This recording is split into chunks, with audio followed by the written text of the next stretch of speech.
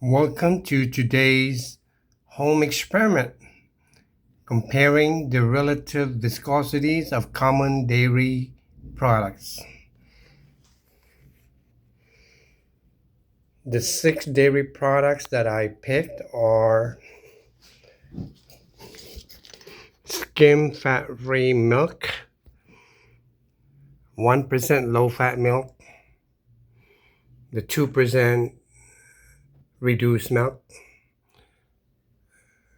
the whole milk, then half and half and a blend of milk and cream, and then I have the condensed milk.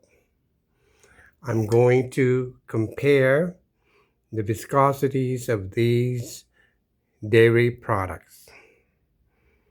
First, I am going to do the quantitative method, and then after I will do a quantitative method as well. Oh, by the way, all these milk products just came from the refrigerator, so all of them have the same temperature.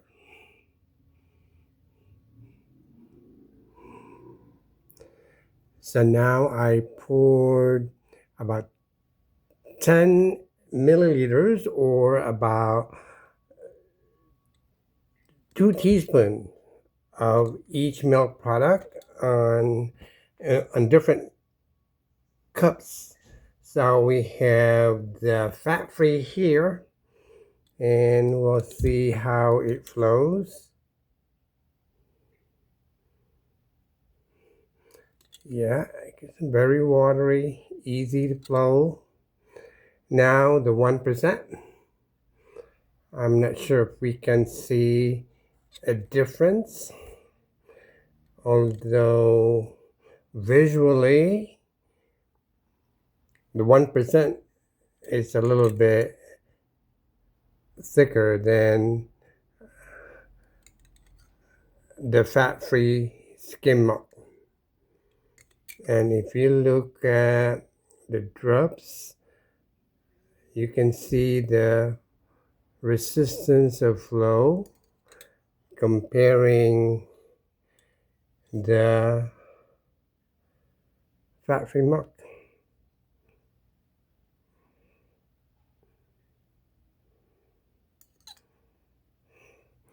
Now let's move on to the 2% milk.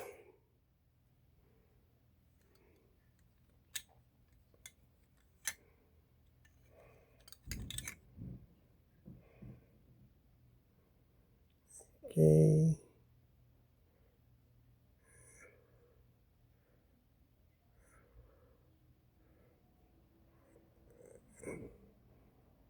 Yeah, the flow is a little bit slower compared to the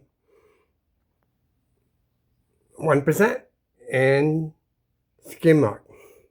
Now let's move on to the whole milk, which looks thicker than the 2%. Okay, let's try the flow. I'm trying to use about the same angle. See, it's really low. It's slower than the, because it looks thicker. And now the half and half, which is a blend of whole milk and a creamer. Obviously, by looking at its on the liquid, it's much fuller than, see, the drain is really slower compared to the whole milk. And the last but not the least is the condensed milk. I like to use condensed milk for as like when I do make some sandwiches, instead of using mayonnaise, I use so for a condensed milk, you can really see that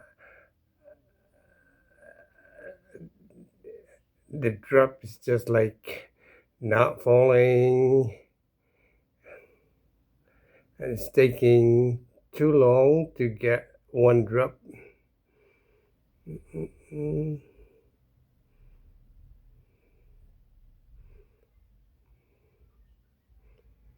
So far this is the visual, the qualitative, by just looking at the appearance. Sometimes when it's a thicker solution, it most definitely will flow lesser than the watery um, fat-free skim milk. It flows like just barely like water.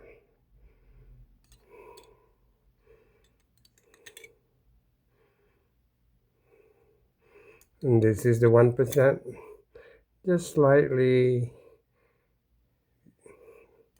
above the fat-free milk.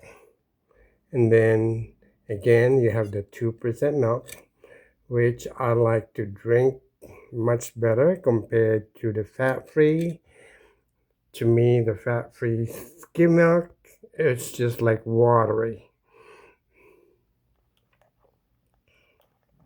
1% is something that I have explored, but the difference between 1% and 2%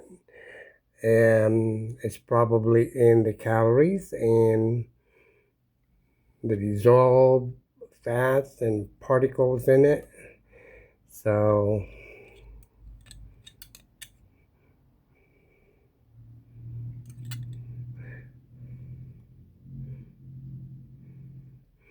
it says in the bottle 35% less fat than the regular milk. And the whole milk, pasteurized. I also like to use the whole milk when I don't want to use a half and half creamer for calorie count, because the whole milk is about the same as thick as that of the half and half, although half and half is a little bit thicker.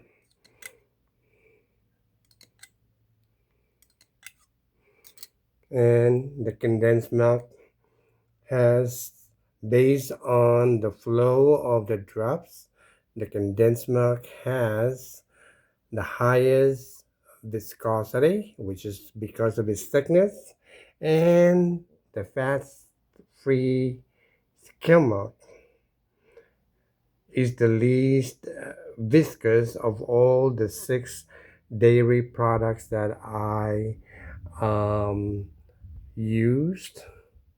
And by the way, this experiment was inspired through my work in the hospital, wherein my students would prime a feeding tube of different dairy products, and then they will notice that they don't drain as fast as the other ones. Some drain slow, some drain fast, and no matter how they shake the tubing, they still can't tell that it's because of the viscosity of the liquid or the formulas.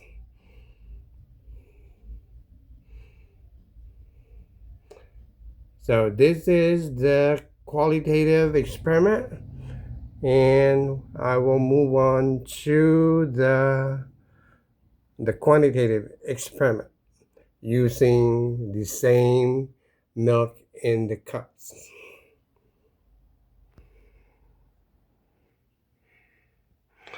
For the quantitative experiment or quantitative method, I decided to add color to the 4 different dairy products. So the fat-free milk will have a red color. We have this is a food coloring, non-toxic. 1% will have green. I will switch this one. Then 2% will have blue. It just wants to match the labels, the labeling. And then red, no, orange for the whole milk, and the half and half will remain white. And then the condensed milk, since it's really visible, we're not going to add any color in that one.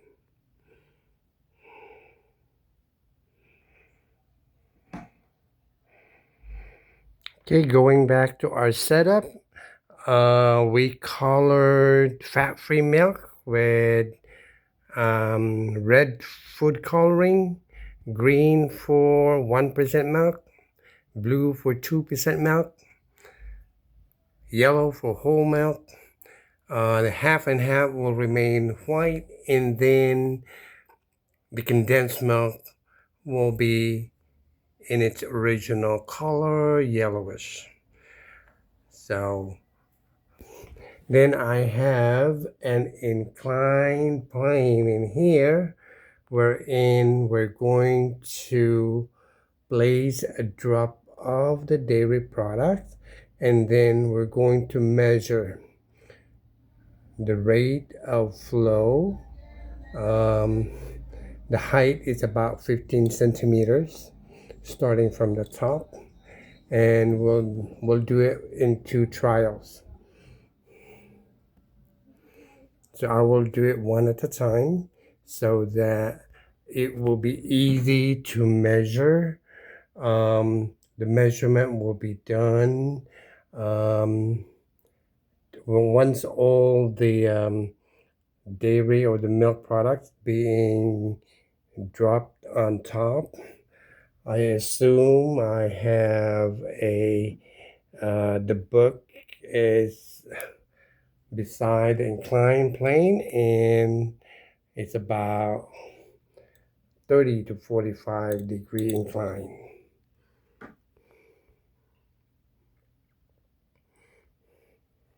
And that way the degree of inclination is constant for all the 6 dairy products.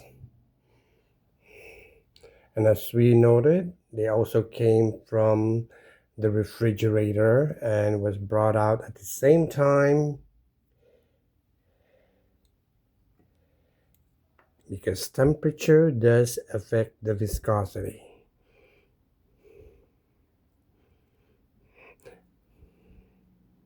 The higher the temperature, the lesser is the viscosity.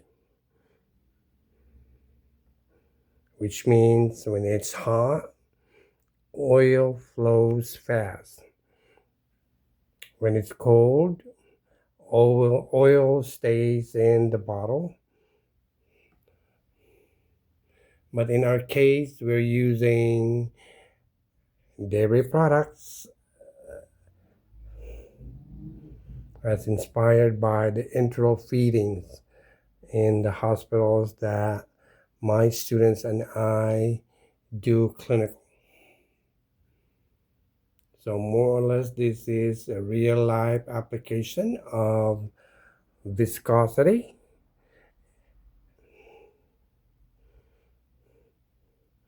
The science background of my students when it comes to chemistry is very nil. You need to explain to them chemical processes, chemical principles, because the students that I have are of vocational. It's a vocational nursing program. It's not the registered nursing wherein they take formal science courses as a prerequisite. Okay, now let's begin with the fat-free milk. So what I'm gonna do is I will move the milk, the cups. I hope I won't tip it. And this is sometimes what happens when we pass liquid medication. Students tip the cups.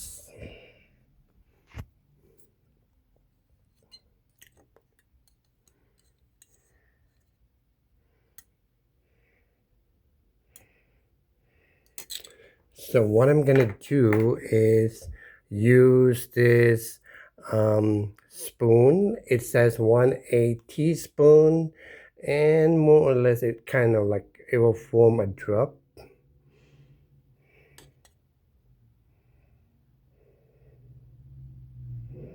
But I will only put one drop, and then let me see.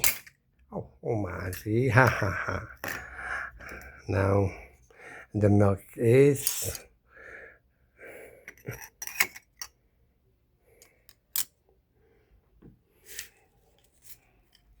yeah. Okay, pause for a moment.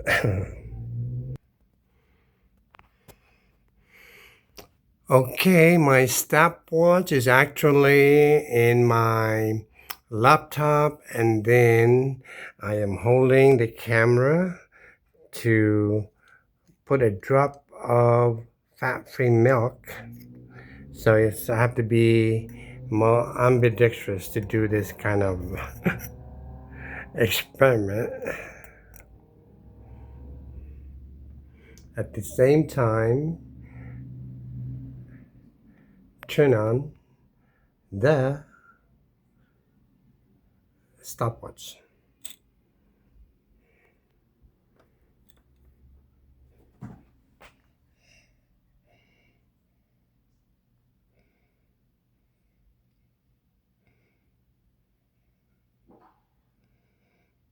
Okay, remember the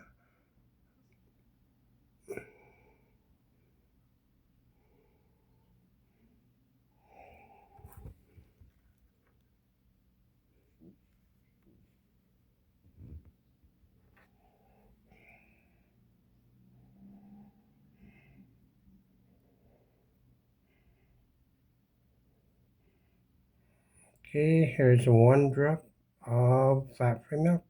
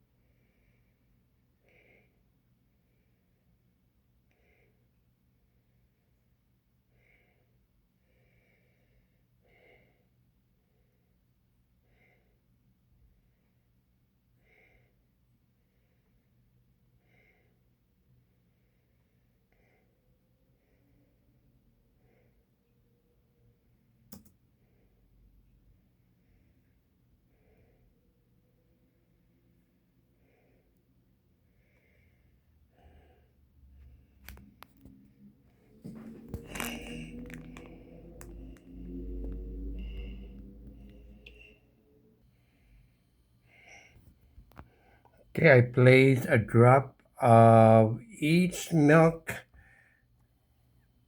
on top of the inclined plane.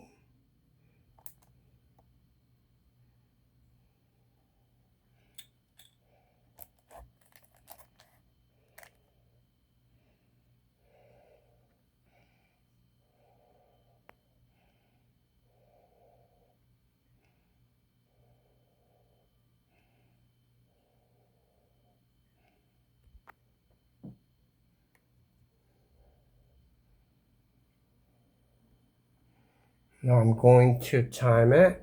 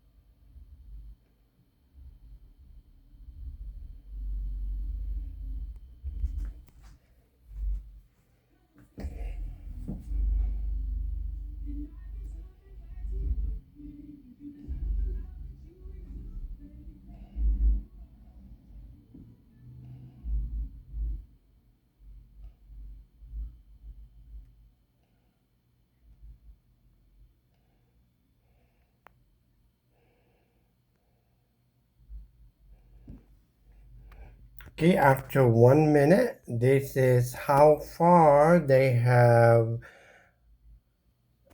flowed going down. So I'm gonna remove the book and we'll measure and then we'll do a second trial. From the looks of it, the 1% moved faster than the 2%, and the whole milk did not really work out. And then the cream, the half and half, moved faster than the 2%. And then you have the condensed milk, which is way far compared to the 1%. So now I'm going to measure them, okay? Okay, based on the first trial, the 1% milk flowed about 8 centimeters, while the 2% milk at 5 centimeters. The half and half flowed at 7.5 centimeters, and the condensed milk flowed at 6 centimeters. So this is for trial 1. Now I'm going to move the inclined plane to a little bit.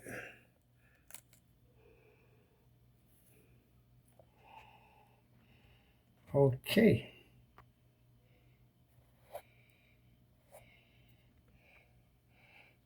Now this time I have the, oh my God, this,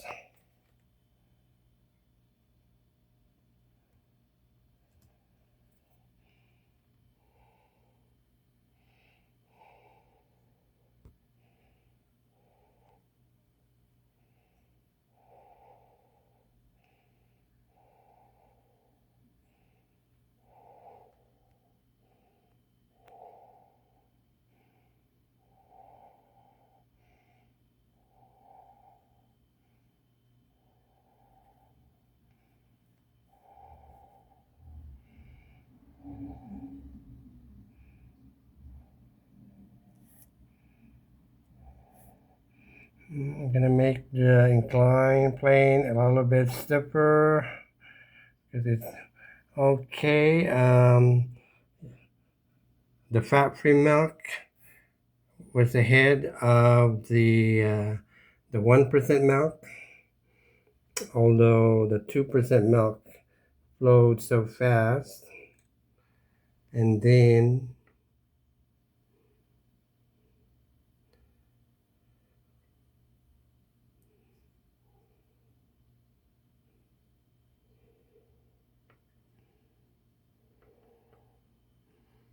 so this time the condensed milk and the creamer did not even move,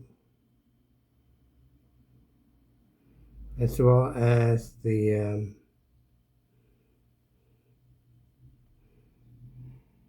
And I realized that some of the drops were not really equal, so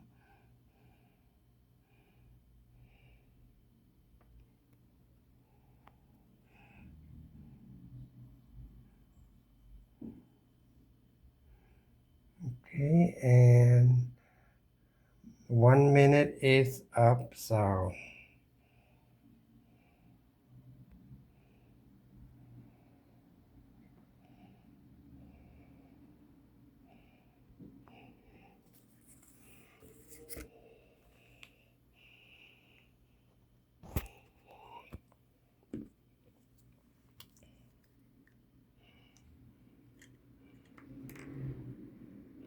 after 1 minute, the fat-free milk reached below 15 centimeters. The same as with 2% milk. The 1% milk was slower this time than the fat-free milk. Um, Look what we have on top. We still have the yellow color is actually the 2% milk. The white one is the half and half, and the yellow one, the yellowish one is the condensed milk. And this was after a minute of flowing down the slope.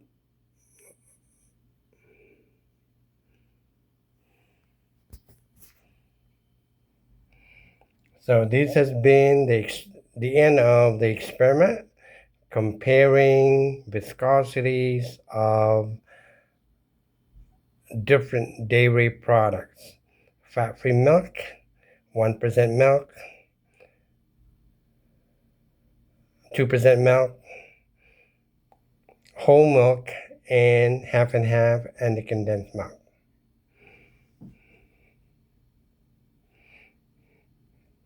My hypothesis was that the fat-free milk would drain faster compared to whole milk and even to condensed milk.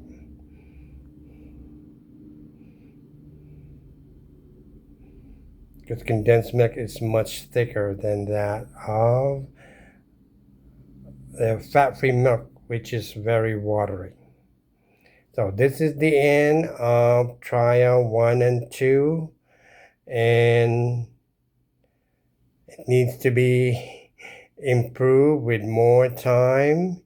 I did skip work today just to perform this experiment.